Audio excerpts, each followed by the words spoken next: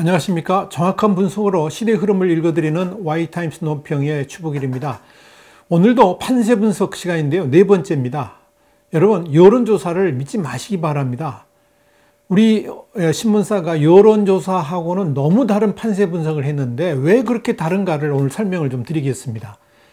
우리 신문은 이어지는 판세 분석을 통해서 오는 15일의 총선 결과가 미래통합당이 제1당으로 우뚝 설 것임을 예측했습니다. 이런 판단은 주요 언론들을 통해 전해지는 여론조사 결과하고는 많이 다릅니다. 그렇다면 우리 신문은 왜 이렇게 여론조사는 물론이고 여론조사를 기반으로 한 다른 언론사들하고는 상당히 다른 예측을 했을까? 여러분 궁금하시죠? 우리 신문은 이미 지난해 12월 말에 KBS 한국리서치의 4월 선거 여론조사, 그리고 리얼미터의 여론조사, 그리고 최근에 여론조사 공정 펜앤마이크의 여론조사, 이런 것들이 얼마나 문제가 많은지를 집중 분석을 통해서 보도를 해드린 바 있습니다. 이런 여론조사들의 오류가 이들 조사기관들만의 문제가 아니라 국내 대부분의 여론조사들도 같은 오류 속에서 진행되고 있다, 이렇게 진단을 해드린 바 있습니다. 기본적으로 우리나라의 경우에 여론조사 응답률 자체가 여론조사 기관들은 10% 수준이라고 말합니다만 이걸 국제 기준으로 볼 때는 겨우 3% 정도밖에 되질 않습니다. 그러니까 100명한테 물어보니까 3명밖에 대답 안 했다는 이야기죠. 그렇기 때문에 정치에 적극적인 사람들이 주로 표집될 수밖에 없는 환경입니다. 그러니까 조사 결과가 왜곡될 수밖에 없습니다. 그러다 보니까 이 조사의 편향성 문제가 생기는 겁니다. 지난 3일에서 4일까지 조사한 거 있는데요. 중앙일보하고 엠브레인 퍼블릭이 조사를 한 게 있습니다. 역시 표본 자체에 심각한 문제가 있었습니다. 중앙일보 스스로도 기사를 통해서 표집의 평양성 문제를 거론할 정도로 상당히 심했습니다. 가장 말도 안 되는 문제점 중에 하나가 뭐냐면, 이런 요즘의 여론조사들이 거의 대부분 그렇다고 보는데요. 이 여론조사에서의 문재인 지지 편향성입니다. 이 엠브레인 퍼블릭의 여론조사에서도 지난 대선에서의 문재인 지지자가 몇 퍼센트냐? 53.7%나 됐습니다. 그리고 홍준표 후보를 찍었다는 비율은 13.2%에 불과했습니다. 그렇다면 실제 득표율은 어떨까요? 여러분 지금 표에 보이시죠? 중앙선관위의 자료에 의하면 문재인 후보는 40.9%, 홍준표 후보는 23.9%입니다. 간단하게 분석을 해도 문재인 지지자들은 무려 58% 정도 과잉 표집된 반면에 홍준표 후보의 지지자들은 34% 정도 과소 표집됐습니다. 이렇게 한쪽으로 편향된 표본을 가지고 여론조사를 했다 그러면 그 결과를 어떻게 믿을 수 있겠냐 하는 이야기입니다. 그래서 우리 신문사가 완전히 재분석을 한 겁니다. 이 재분석을 한 근거라든지 모든 자료의 배경은 여러분 이 댓글에, 우리 Y타임스 댓글에 자세히 실려 있으니까 참고를 하시기 바랍니다. 아주 간단한 분석 하나 해보죠. 지난 대선에서 문재인 후보를 지지했다는 층이 53.7%인데요. 그런데 엠브레인 퍼블릭 조사에서 민주당 지지 의향을 밝힌 층이 41.9%입니다. 이 결과만 놓고 봐도 문재인 지지를 했던 사람들 가운데 11.8%가 민주당 지지층에서 떨어져 나갔다는 계산이 나옵니다. 다시 말해서 지난 대선에서 문재인 후보를 지지했던 사람들 가운데 22%가량, 그러니까 거의 5분의 1 이상이 민주당을 지금은 지지하지 않고 있다는 계산이 나옵니다. 원래의 엠브레인 퍼블릭 여론조사 결과에 과잉 또는 과소 표집된 수치만큼의 가중치를 일일이 줄 수밖에 없는 이유가 바로 여기 있는 거고요. 그래서 우리가 전부 가중치를 줘가지고 지지정당을 분석을 좀 해봤습니다. 그랬더니 상당히 다른 결과가 나왔습니다. 그러니까 문재인 지지 과잉 표집단이라는 기울어진 운동장에서 여론조사가 얼마나 믿을 수 없는지를 확연하게 보여줍니다. 방금 말씀드렸지만 지난 대선에서의 문재인 지지자 중에 5분의 1이 이미 빠졌다 나갔단 말이죠. 그러면 지금 지지율이 대충 얼마나 나올 것인가? 안 봐도 지금 계산이 대충 나오지 않습니까? 지난 지지율이 40%였으니까 30% 초반에 나와야 정상 아닙니까? 자, 엠브레인 퍼블릭의 조사에서는 이번 선거에서 정당 지지도가 민주당 41.9, 미래통합당 24.8, 정의당 3.3이라고 이렇게 결과를 냈습니다. 그런데 지난 대선 당시의 득표율하고 이번 엠브레인 퍼블릭 조사에 나타난 투표율과 비교해가지고 가중치를 줘가지고 재분석을 해보니까 양상은 완전히 다르게 나타났습니다. 민주당은 32.5, 그러니까 제가 방금 말씀드렸죠. 지난 대선 지지자 중에서 5분의 1이 떨어져 나갔으니까 그 비율을 그대로 해보니까 그대로 나온 거죠. 32.5%. 그러니까 얼마나 정확한 것인가를 여러분 알 수 있는 거죠. 통합당은 41.3, 정의당은 3.6%가 나왔습니다. 그러니까 민주당이 지지율 1위가 아니고 통합당이 가장 높았고요. 그것도 민주당보다 무려 10% 가까이 높게 나왔다는 점입니다. 이런데도 여론조사 결과를 믿으라는 이야기입니까? 여러분 어떻게 생각하십니까? 비례정당 투표율도요, 미래한국당이 압도적 1위였습니다. 비례정당 역시 엠브레인 퍼블릭이 발표한 수치하고는 확연하게 다르게 나타난 겁니다. 원래 이 엠브레인 퍼블릭이 발표한 비례정당 지지도는 더불어시민당 21, 열린민주당 9.9, 그러니까 민주당 계열 위성정당이 30.9%죠. 미래한국당은 20.7%라고 그랬습니다. 그러니까 30대 20 이렇게 나온 겁니다. 그런데 이 결과를 과잉, 과소 표집이 돼가지고 거기에 대해서 가중치를 줘가지고 재분석을 해보니까 더불어시민당은 15.2, 무려 6% 추락했고요. 열린민주당은 6.9입니다. 3% 내려갔습니다.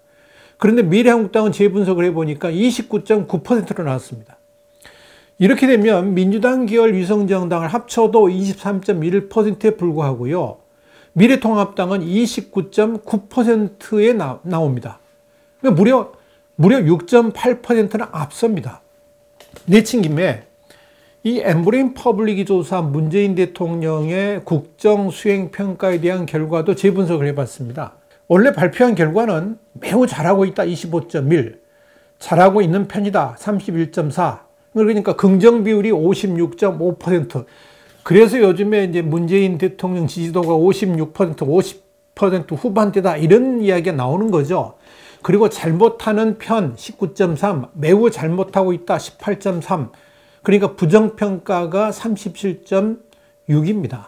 그리고 6%는 무응답 또는 모르겠다는 층이었습니다. 이걸 과다 과소 표집 결과대로 가중치를 줘가지고 재분석을 해보니까 여러분 놀라지 마세요. 매우 잘하고 있다는 17.7이고요. 잘하고 있는 편이다 23.2로 긍정 비율이 40%에 불과했습니다. 40.9%입니다. 정확하게. 그리고 잘못하는 편 25.9, 매우 잘못하고 있다 26.3으로 부정평가가 52.2였습니다. 그러니까 긍정 대 부정의 비율이 56.5 대 37.6에서 40.9 대 52.2로 완전히 뒤집힌 겁니다. 이런 여론조사 결과를 가지고 문재인 대통령 지지도가 높다라고 말한다 그러면 이건 그야말로 대국민 현혹이죠. 이런 여론조사 결과들을 어떻게 믿으라는 겁니까? 하나 더 중요한 포인트 하나 이야기해 보죠. 서울 종로. 과연 이낙연 후보가 압도적으로 앞서고 있을까요? 중앙일보와 함께 여론조사를 했던 엠브레인 퍼블릭이 지난 5일과 6일에 걸쳐서 서울 종로 선거구에 대한 여론조사를 했습니다. 결과는 이낙연 후보가 53%, 황교안 후보가 27.3이었습니다. 53대 27이니까 이런 수치라 그러면 선거는 이미 끝났습니다. 그렇기 때문에 그렇게 된다고 믿기 때문에 이낙연 후보는 여유 있게 종로를 비우고 전국 선거 지원 유세를 하러 다닐 겁니다. 그런데 가정이긴 합니다만은 같은 엠브레인 퍼블릭 회사가 조사했던 중앙일보와의 조사에서 과다 과소 표집된 수치를 가중치를 줘가지고 그대로 적용한다면 그 결과가 어떻게 변할까요? 물론 지난 대선에서 문재인 후보 지지자가 아직도 이낙연 민주당 후보를 그대로 지지하고 100%, 홍준표 후보 지지자들이 지금도 통합당의 황교안 후보를 그대로 지지한다는 가정을 했을 때 지지율이 어떻게 변할까? 이낙연 압도적이라는 수치도 그대로 유지가 될까? 이야기입니다. 답은 아니었습니다. 엠브레인 퍼블릭에서 발표한 서울 지역 투표자, 이거 전국 투표자들 말고 서울 지역이 있길래 서울 지역 투표자들에 대해서 가중치를 줘가지고 재분석을 좀 해봤더니요.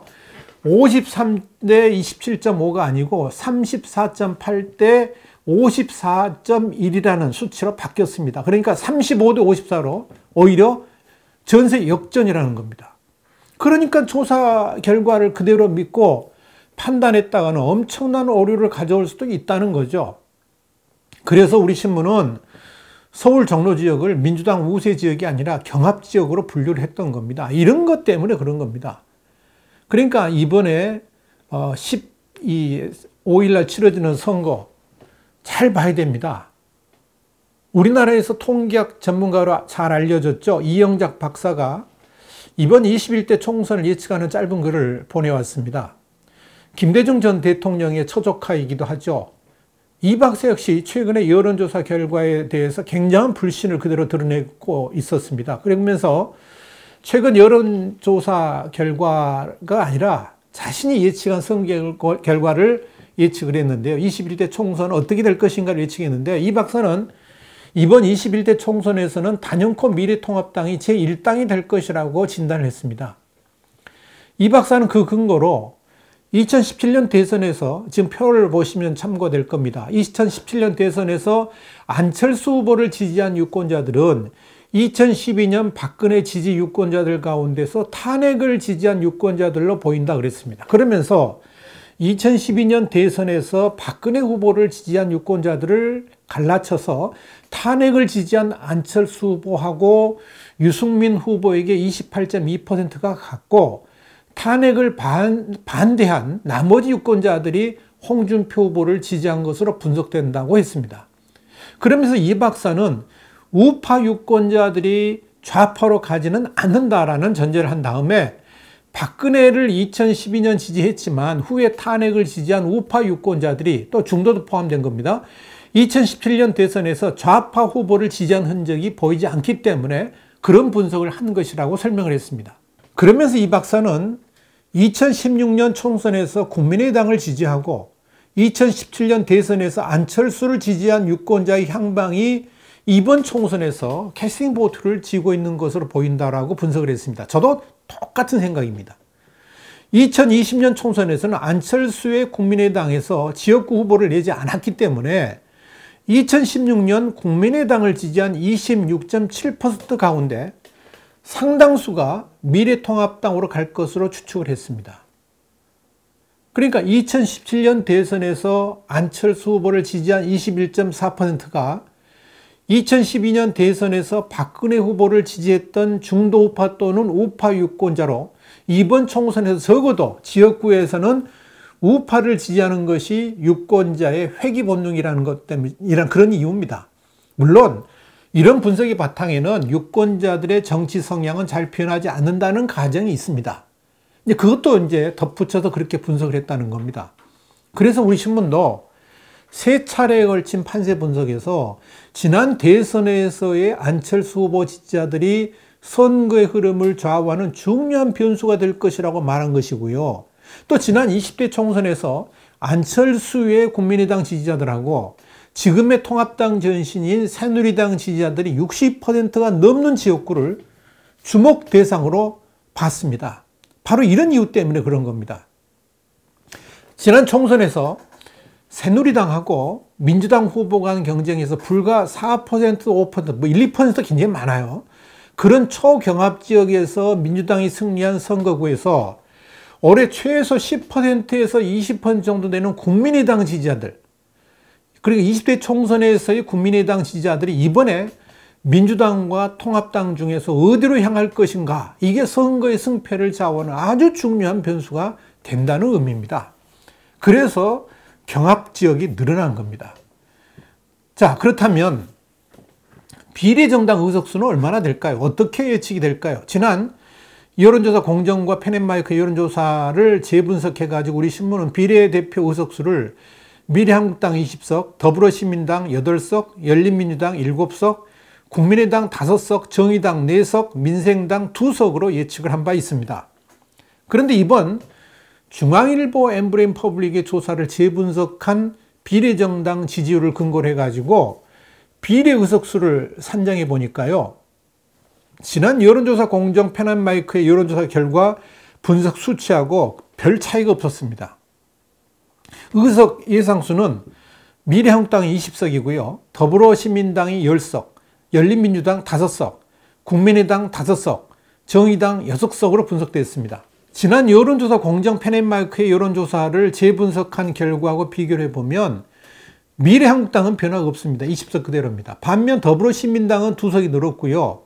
열린민주당은 2석이 줄었습니다. 그러니까 범민주당 계열의 의석수는 차이가 없었습니다.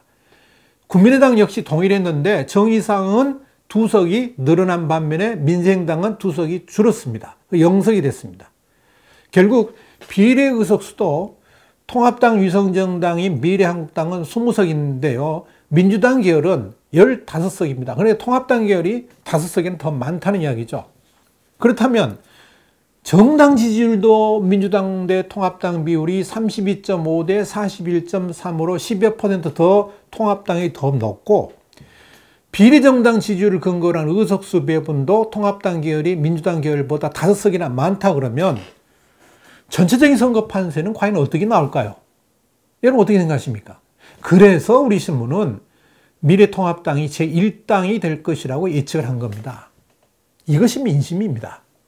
참고로 최근에 야당 지지자들 사이에서 비례투표를 할 때 미래한국당의 표를 몰아주면 사표가 된다는 주장들이 난무하고 있죠.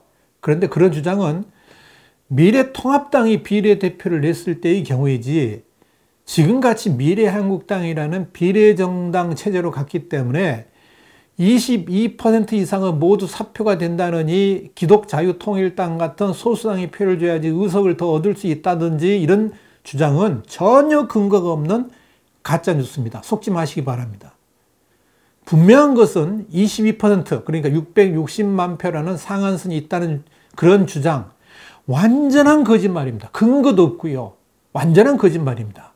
연동형 비례대표제는 지역구 의석이 많은 통합당이라든지 민주당의 경우에 비례대표를 냈을 때 문제가 되는 것이지 지금 같은 상황에서는 정당이 얻은 비례득표율만큼의 의석 그러니까 총 300석에서 득표율에서 뭐 실제 지역구를 얻은 의석수를 빼고 뭐 여러 가지 공식들이 있는데 그거 전부 제외하고요. 그냥 비례대표 후보를 낸 정당들이 얻은 지지율만큼 그대로 다 얻어가도록 되어 있습니다. 그러니까 뭐 22% 이상 모두 사표가 된다. 그래서 기독자유통일당, 한국경제당 이런 열성 지지자들이 하는 주장은 근거도 없는 거짓이라는 걸 분명히 말씀드립니다. 미래통합당도 8일날 이런 가짜 뉴스들에 대해서 종교를 정치에 이용하려는 일부 인사는 이런 비겁한 활동을 즉시 멈추기 바란다고 강조했습니다. 자, 와이타임스 논평 오늘도 판세 분석 4번째 시간이었습니다. 여론조사 믿지 말라 하는 말씀을 드렸습니다. 다음 주에 다시 뵙겠습니다. 감사합니다.